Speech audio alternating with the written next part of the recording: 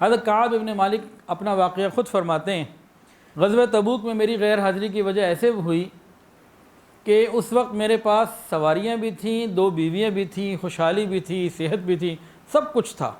نبی علیہ السلام نے اعلان کر دیا اور میں بس سوچتا رہا آج جاتا ہوں، کل جاتا ہوں، آج کل میں رہ گیا۔ تو اس موقع پہ کیا تھا کہ مدینہ طیبہ میں گرمی بہت زیادہ تھی، پھل پکے ہوئے تھے اور اب فصل کاٹنے کا وقت انتہائی قریب تھا، اور صحابہ مقروض بھی تھے، تنگ دست بھی تھے، اور سامنے فصل نظر آ رہی تھی کہ یہ نکالیں گے، قرضے بھی ادا ہوں گے، کچھ اور ضروریات بھی پوری ہوں گی۔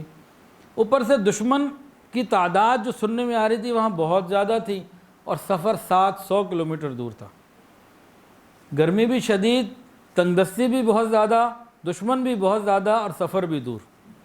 تو اس موقع میں نبی علیہ السلام نے اپنے عام عمل کا اظہار نہیں کیا کہ تیاری کرتے تھے سفر کی، رخ نہیں بتاتے تھے۔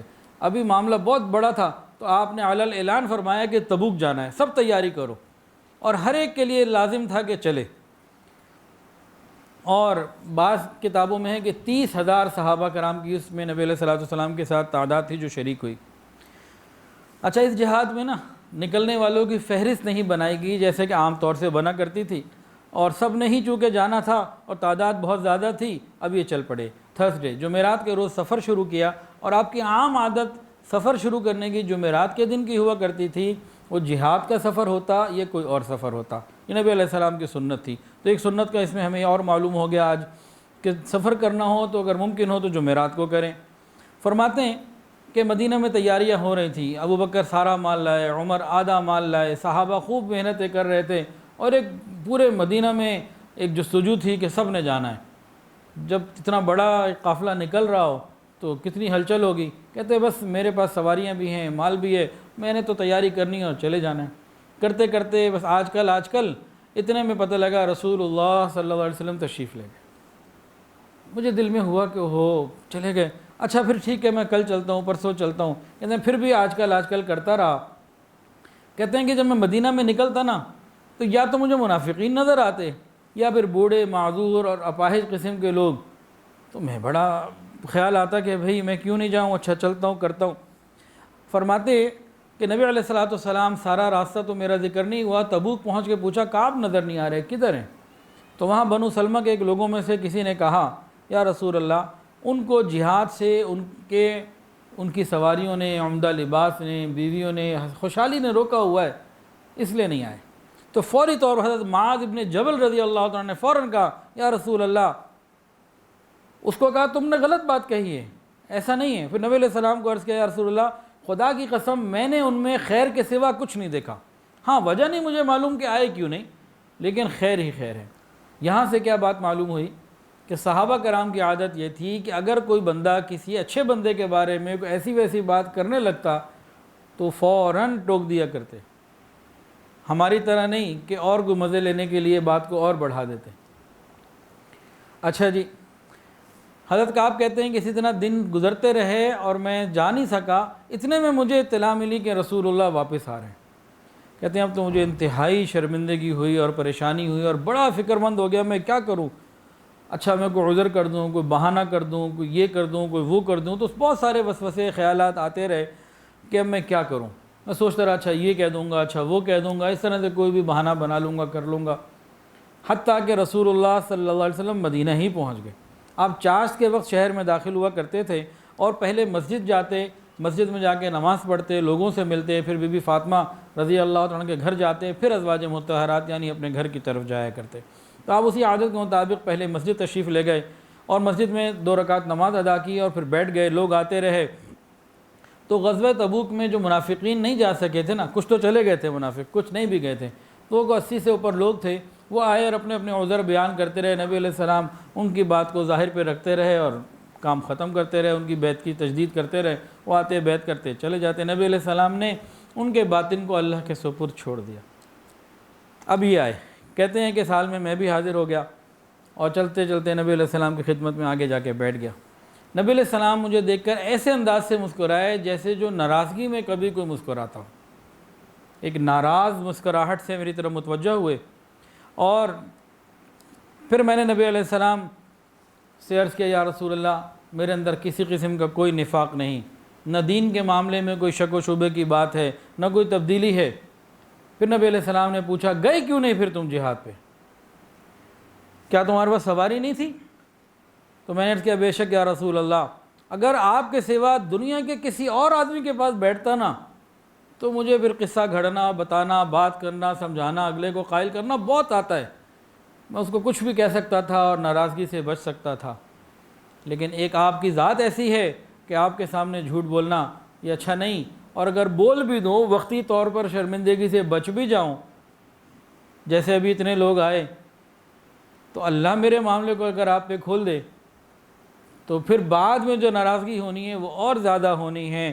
تو اس لیے میں آپ سے حقیقت حال بیان کر رہا ہوں، گو آپ ناراض ہوں گے لیکن بہرحال میں سچ ہی بات کروں گا، سچ کے علاوہ کوئی بات نہیں کروں گا، میرا کوئی عذر نہیں تھا، اور میں اپنی زندگی میں کسی وقت بھی اتنا مالی طور پر، جسمانی طور پر قوی نہیں تھا اور پیسے والا نہیں تھا جتنا اس وقت تھا، یعنی ہر طرح کی آسانیاں تھیں اور عذر میرا کوئی نہیں ہے۔ نبی علیہ السلام نے فرمایا کہ اس نے سچ بولا ہے، اچھا جاؤ، یہاں تک کہ اللہ تعالیٰ تمہارے معاملے میں کوئی فیصلہ کر دے تو اب جاؤ یہاں سے۔ کہتے ہیں میں یہاں سے نکلا تو مجھے کچھ لوگ ملے کہ تم نے یہ کیا کیا، تم جا کے جس طرح پہلے لوگ آگے جھوٹ بولتے گئے، کچھ عذر کرتے رہے کہ تم بھی بول دیتے، یہ تم نے کیا کیا؟ وہ مجھے اتنا ملامت کرتے رہے، اتنا برا بھلا کہتے رہے، منافقین بھی تو تھے نا ساتھ، بولتے رہے۔ کہتے ہیں کہ انہوں نے مجھے اتنا کہا کہ میرے دل میں اچھا میں واپس جا کے دوبارہ کہتا ہوں کہ نہیں کوئی عذر بھی تھا۔ کہتے ہیں لیکن پھر میں نے نہیں کیا کہ نہیں، جو بات سچ بیان ہو گئی اب سچ ہی ہو گئی، اب مجھے کوئی اور بات نہیں کرنی۔ خیر پھر میں نے لوگوں سے پوچھا کیا کوئی اور بھی ایسا ہے جس نے سچ بولا ہو؟ کہاں دو لوگ اور ہیں، ایک ہلال ابن امیہ، ایک مرارہ ابن ربیع رضی اللہ تعالی عنہما، تو یہ تین لوگ تھے۔ اللہ اکبر کبیرہ۔ ادھر نبی علیہ السلام نے ان تینوں صحابہ کرام کے ساتھ لوگوں کو بات چیت کرنے سے منع کر دیا کہ بھئی ان سے بات چیت کرنا بالکل منع ہے جب تک اللہ تعالیٰ کوئی فیصلہ نہ کر دے۔ اب یہ لوگ کہتے ہیں، کعب بن مالک کہتے ہیں کہ اب ہمارا یہ حال ہو گیا کہ ہم جب لوگوں کے پاس جاتے ہیں تو کوئی ہم سے بات نہ کرتا، ہماری تو دنیا بدل گئی، زمین اپنی پوری وسعت کے باوجود ہمارے اوپر تنگ ہو گئی۔ فرماتے ہیں کعب بن مالک کہ مجھے سب سے زیادہ پریشانی یہ تھی کہ اس سوشل بائیکاٹ اور مقاطعے کے دوران اگر میرا انتقال ہو گیا تو میری آخرت کا کیا بنے گا؟ نبی علیہ السلام تو شاید میری نماز جنازہ بھی ادا نہ کریں، اور اگر اللہ نے اپنے محبوب کو اپنے پاس بلا لیا تو میری زندگی کیسے گزرے گی، میری توبہ کیسے قبول ہوگی، میرا کیا بنے گا؟ کہتے ہیں یہ غم فکر کھائے جاتا اور میں بڑا پریشان رہتا، اور میرے جو باقی دو ساتھی تھے وہ تو اپنے اپنے گھروں میں نا بند ہو گئے بس، اور میں جوان تھا، لوگوں میں آتا جاتا، مسجد بھی آتا جاتا، لیکن کوئی مجھ سے بات نہ کرتا، کوئی مجھ سے بات نہ کرتا۔ میں مسجد میں آتا، نبی علیہ السلام کے پیچھے نماز پڑھتا، میں نبی علیہ السلام کو دیکھنے کی کوشش دیکھتا اور یہ غور کرتا کہ آپ مجھے دیکھ رہے ہیں کہ نہیں، تو میں یہ دیکھتا کہ نبی علیہ السلام جب میں نماز پڑھ رہا ہوں یا ادھر ادھر مشغول ہوں آپ کی طرف نہیں دیکھ رہا، تو آپ مجھے کچھ دیکھ لیتے، اور جب میں آپ کی طرف متوجہ ہوتا تو نبی علیہ السلام مجھے نہ دیکھتے۔ اس طرح دن رات گزرتے چلے گئے۔ ایک دن کہتے ہیں کہ میں ایک اپنے چچا زاد بھائی قتادہ رضی اللہ عنہ کے پاس حاضر گیا، ان کے باغ میں میری اس سے بڑی دوستی تھی، بڑی فرینڈشپ تھی، ہم بڑے قریبی دوست تھے۔ میں ان کے باغ میں گیا اور جا کے سلام کیا، انہوں نے جواب نہیں دیا، میں نے پھر سلام کیا، جواب نہیں دیا، پھر سلام کیا، پھر جواب نہیں دیا۔ پھر میں نے پوچھا ہے قتادہ کیا تم یہ نہیں جانتے میں اللہ اور اس کے رسول سے محبت کرتا ہوں؟ اس پر بھی وہ خاموش رہے۔ جب بار بار میں نے تکرار کی تو جواب اتنا آیا، اللہ و رسولہ عالم، اللہ اور اس کا رسول بہتر جانتے ہیں۔ کہتے ہیں کہ زندگی جو ہے نا، زمین ہمارے اوپر اپنی وسعت کے باوجود تنگ ہو گئی۔ اللہ اکبر کبیرہ۔ صحابہ کی محبت دیکھیے کہ نبی علیہ السلام کا حکم آ گیا، تنہائی کے اندر بھی اب نبی علیہ السلام کی بات، تنہائی کا موقع تھا، نہ بات کر سکتے تھے حضرت قتادہ، لیکن نہ لوگوں کے مجمع میں لوگوں نے بات کی، نہ تنہائی میں بات کی۔ کہتے ہیں کہ ایک دن میں گزر رہا تھا تو ملک شام سے ایک شخص جو غلہ فروخت کرنے کے لیے مدینہ آیا ہوا تھا، وہ لوگوں سے پوچھ رہا تھا کعب ابن مالک کو جانتے ہو، پتہ ہے کہاں ہیں؟ تو کسی نے مجھے دیکھا تو اشارہ کر دیا، یہ ہیں جن کا تم نام لے رہے ہو، وہ میرے پاس آیا۔ میں کہیں گے غسان کا بادشاہ، وہاں سے میں پیغام لے کر آیا ہوں آپ کے لیے، یہ اس کا خط ہے آپ کے لیے۔ وہ خط جب میں نے دیکھا تو اس میں لکھا ہوا تھا کہ اس بادشاہ نے یہ لکھا کہ مجھے خبر ملی ہے کہ آپ کے نبی نے آپ کے ساتھ برا کیا اور آپ کو اپنے سے دور کر دیا، اللہ تعالیٰ نے تمہیں ذلت اور ہلاکت کے لیے تو نہیں پیدا کیا، تم ہمارے پاس آ جاؤ، ہم تمہارا احترام کریں۔ کہتے ہیں کہ یہ تو میرے لیے اور زیادہ امتحان ہو گیا کہ کافروں کو بھی میری طمع ہونے لگی۔ تو میں آگے گیا اور اس خط کو میں نے پھر فوری طور پر تندور میں آگ میں جلا دیا۔ اس قسم کے فرم اسٹینڈ بعض دفعہ زندگی میں لینے پڑتے ہیں۔ آج بھی لوگوں کو میسیج آتے ہیں فیس بک پہ، واٹس ایپ پہ یا ایس ایم ایس پہ، کسی بھی طریقے سے۔ کتنے لوگ کہتے ہیں جی مجھے تو وہ میسیج آیا تھا اس لیے میں نے یہ گناہ کیا، اس لیے میں ملنے گیا، کہ نہیں، ایسا کوئی حرام گناہ کا میسیج آئے اس میسیج کو ڈیلیٹ کر دیں۔ میسیج ڈیلیٹ نہیں کرنا، جواب دینا ضروری ہے، اپنے موبائل کو آگ لگا دیں۔ خود جہنم میں جو قبر میں جلنے سے بہتر ہے کہ ہم اس کی فکر کر لیں۔ تو کہتے ہیں کہ میں نے وہ ایک جگہ تندور لگا ہوا تھا، وہ آگ میں ڈال دیا۔ حضرت کعب فرماتے ہیں کہ جب 40 راتیں گزر گئیں تو اچانک نبی علیہ السلام کی طرف سے ایک خادم آئے، خزیمہ ابن ثابت، اور کہا کہ نبی علیہ السلام نے فرمایا ہے، حکم دیا ہے کہ اپنی بیوی سے علیحدگی اختیار کر لو۔ کہتے ہیں میں نے پوچھا علیحدگی اختیار کرنے سے کیا مطلب ہے، طلاق دے دوں یا میں کہ بھیج دوں؟ کہا کہ نہیں، طلاق دینے کو نہیں کہا، بس ذرا قربت نہ کرو، دور رہو۔ تو باقیوں کو بھی یہی حکم ہو گیا۔ ہلال ابن امیہ کی جو اہلیہ تھیں خولہ بنت عاصم، وہ نبی علیہ السلام کی خدمت میں حاضر ہوئیں، کہنے لگی یا رسول اللہ، ہلال ابن امیہ بورے آدمی ہیں، خادم بھی کوئی نہیں ہے، اگر آپ مجھے اجازت دے دیں، آنکھیں بھی ان کی کمزور ہیں، میں ان کی کچھ خدمت کر لیا کروں۔ فرمایا کہ ہاں خدمت کر لو، ضرورت کے کچھ کام ہوں کر لو، لیکن قربت قائم نہ کرنا۔ تو انہوں نے عرض کیا یا رسول اللہ تو ویسے ہی بوڑھے ہیں اس چیز کی، تو ان کو ویسے ہی کوئی حاجت نہیں، اور آگے کیونکہ نیک وفادار محبت کرنے والی بیوی تھی تو فوری طور پر موقع تھا، تو نبی علیہ السلام کی خدمت میں عرض کر دیا یا رسول اللہ، جب سے یہ معاملہ ہوا دن رات روتے ہی رہتے ہیں، ان کے اوپر تو گریہ طاری رہتا ہے۔ یعنی سفارش بھی کر دی، حال بھی بتا دیا، اور بیوی ہونے کی جو محبت کا ایک تقاضا تھا وہ بھی خوبصورتی کے ساتھ پورا کر دیا۔ تو نبی علیہ السلام نے ان کو اجازت دے دی۔ کعب ابن مالک کو بھی کچھ یہ مشورے ملے، کسی نے کہا کہ بھئی آپ بھی نبی علیہ السلام سے اجازت لے لو بیوی کے بارے میں۔ کہا کہ نہیں، میں نہیں لینا چاہتا، وہ بوڑھے تھے، میں جوان ہوں اور مجھے اچھا نہیں لگ رہا۔ بہرحال فرماتے ہیں کہ 50 راتیں گزر گئیں اس حالت میں کہ زمین اپنی تمام وسعتوں کے باوجود میرے اوپر اور ہم تینوں کے اوپر تنگ تھی۔ رات کی تہائی رات آخر کے وقت میں نبی علیہ السلام کے اوپر وہ آیات نازل ہوئیں جس میں ہماری توبہ کا ذکر تھا۔ نبی علیہ السلام اس وقت سلمہ رضی اللہ تعالیٰ عنہ کے پاس سے، سلمہ نے جب سنا تو کہنے لگی یا رسول اللہ ابھی لوگوں کو بتا دیں؟ نبی علیہ السلام نے فرمایا نہیں ابھی نہ بتاؤ، ابھی بتا دیا تو لوگوں کا ابھی ہجوم ہو جائے گا، ابھی ہماری نیند اور آرام میں خلل پڑے گا، تو صبح بتائیں گے۔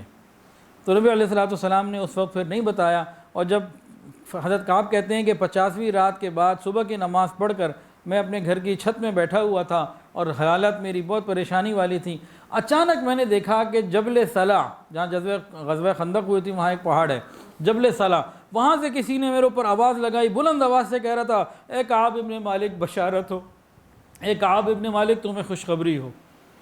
کہتے ہیں میں سمجھ گیا کہ اللہ تعالیٰ کی طرف سے کوئی آسانی آئی ہے اور کچھ میرے لیے آسانی ہو گئی ہے۔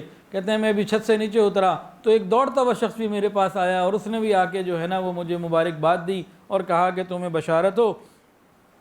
ہوا کیا تھا کہ جیسے ہی نبی علیہ السلام نے اطلاع دی نا تو صحابہ کرام دوڑے، خوش ہو گئے اور اطلاع کرنے کے لیے دوڑے۔ دوڑنے میں جو سب سے زیادہ آگے تھے وہ دو بزرگ تھے، ایک ابوبکر صدیق رضی اللہ تعالیٰ عنہ، ایک عمر فاروق رضی اللہ تعالیٰ عنہ۔ عمر فاروق ذرا دوڑ میں آگے نکل گئے، صدیق اکبر رضی اللہ تعالیٰ نے دیکھا کہ دوڑ میں آگے نکل گئے، یہ ایک پہاڑی کے اوپر کھڑے ہو کے انہوں نے آواز پہلے پہنچا دی۔ دوڑنے والا تھوڑی دیر میں پہنچا، آواز جو ہے پہلے پہنچ گئی، اور صدیق اکبر رضی اللہ تعالیٰ عنہ ہمیشہ کی طرح آگے ہی رہے۔ اور خیر وہ بھی پہنچے اور انہیں بھی اطلاع دی۔ اب کہتے ہیں کہ مجھے معلوم ہو گیا کہ اب کشادگی آ گئی ہے، اور رسول اللہ صلی اللہ علیہ وسلم نے صبح کی نماز کے بعد جب لوگوں کو توبہ کی قبولیت کی خبر دے دی تو سب طرف سے لوگ، کوئی پیدل آ رہا ہے، کوئی سواری پر آ رہا ہے، اور سب آ کے مبارکباد دے رہے ہیں، میرے گھر پہنچ رہے ہیں، لیکن وہ آواز اس نے پہاڑ سے دی تھی نا، وہ سب سے پہلے مجھے پہنچی۔ خیر لوگ آتے رہے، اور جو سب سے پہلے گھر پہنچے نا ان کو انہوں نے اپنا کپڑا ہدیہ کر دیا۔